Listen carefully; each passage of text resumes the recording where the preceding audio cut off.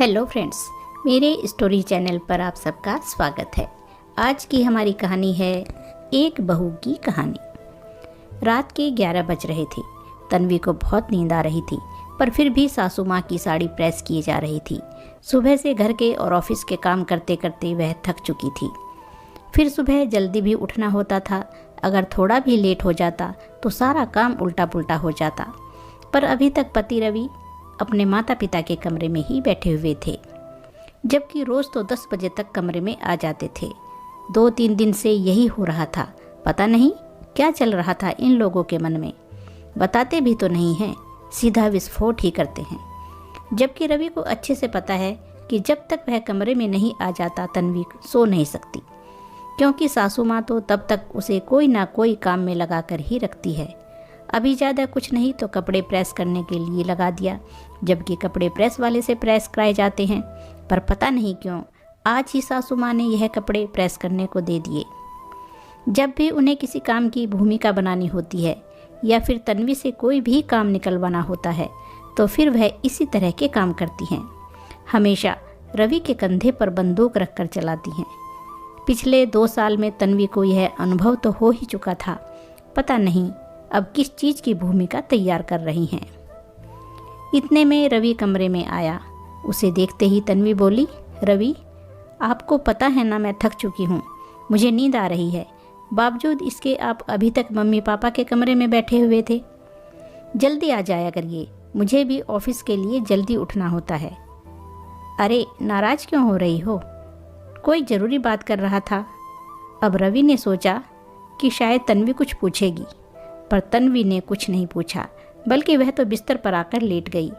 उसे लेटा देखकर रवि ने कहा, अरे तुम तो हद करती हो। पति अभी कमरे में आया है और तुम सोने लग गई। तुमने तो पूछा भी नहीं कि क्या काम था। लोगों की पत्नियों को तो उत्सुकता रहती है कि ऐसी क्या बातचीत हो रही थी घर में। मैं थक गई हूँ और मुझे नींद आ रही है, पर फिर भी आपको जो कहना है कहिए। वो मैं क्या कह रहा था, हाँ, तुम्हें तो पता ही है ना, मेरा बिजनेस बिल्कुल भी ठीक नहीं चल रहा है और अब दीदी के ससुराल में उसके ससुर जी का रिटायरमेंट का प्रोग्राम है। सभी के कपड़े और शगुन का सामान तो हम लेकर ही जाएंगे, पर इतना काफ़ी नहीं लग रहा। अब हमारी तरफ से कुछ अच्छा तो देना ही बनता है, नहीं तो हमारे परिवार की क्या इज्जत रह जाएगी। आप कहना क्या चाहते हैं, सीधे सीधे कहिए, बात को घुमाइए मत। वह मैं कह रहा था कि तुम्हारे भाई राकेश ने इलेक्ट्रॉनिक्स की दुकान खोली है ना, तो अपनी तरफ से एक बड़ा सा फ्रिज गिफ्ट कर देते हैं। अपना सम्मान भी रह जाएगा और राकेश तो घर का है, उसे पैसे फिर कभी दे देंगे। रवि ने कहा तो तन्वी ने हैरानी से उसकी तरफ देखा। आप कैसी बात कर रहे हो? राकेश ने अभी अभी दुकान खोली है, वह भी लोन लेकर। अब दुकान खोलते ही उधार देना शुरू कर देगा तो कमा कर क्या खाएगा? तुम भी हद करती हो। एक फ्रिज से क्या नुकसान होगा? और फिर मना थोड़ी ना कर रहा हूँ, भविष्य में पैसे दे देंगे। अच्छा, पिछली बार भी 1 लाख लिए थे और उससे पहले 60,000 लिए थे तुमने पापा से। आज तक तो दिए नहीं, ऊपर से और उधारी लेने की बात कर रहे हो। तन्वी ने कहा तो सासू माँ तुनकते हुए कमरे में आ गई। शायद दरवाजे पर ही कान लगाकर खड़ी थी और आते ही कहने लगी, अरे अपनी बेटी को इतना सा नहीं दे सकते हैं क्या? आखिर तुम्हारा भी तो उस घर पर हक है। आखिर कहाँ लेकर जाएंगे तुम्हारे पापा इतना सब कुछ? भाई के साथ साथ तुम्हारा भी बराबर का हक है वहाँ पर। पर मम्मी जी, मैं कुछ नहीं मांगूंगी। अब कुछ भी मांगते हुए मुझे शर्म आती है, क्योंकि पिछले 2 बार भी हमने अभी तक लौटाया नहीं उनका पैसा। क्या फ़ायदा अपने पैरों पर खड़ा होने का, जब पैरों पर खड़ा होकर उनके सामने हाथ फैलाकर हम चुका भी ना पाएं। तन्वी ने कहा तो अमित बीच में ही बोला, अरे तुम्हारे पापा के पास पैसों की कमी है क्या? इतना सा नहीं दे सकते हैं क्या? दुनिया के सामने तो खूब पैसा वाला बनते हैं। बस करो रवि, मेरे पापा के पास कोई अल्लादीन का चिराग नहीं जिसे घिस कर पैसे निकाल कर तुम्हें दे दिए जाएं। पैसा कमाना पड़ता है, मेहनत करनी पड़ती है। बड़ी जबान खुल गई है तेरी, हमें धौंस दिखा रही है। अपनी बेटी के ससुराल हम क्या खाली हाथ चले जाएं? और तू भी तो कमाने जाती है, थोड़ा बहुत तो दे ही सकती है।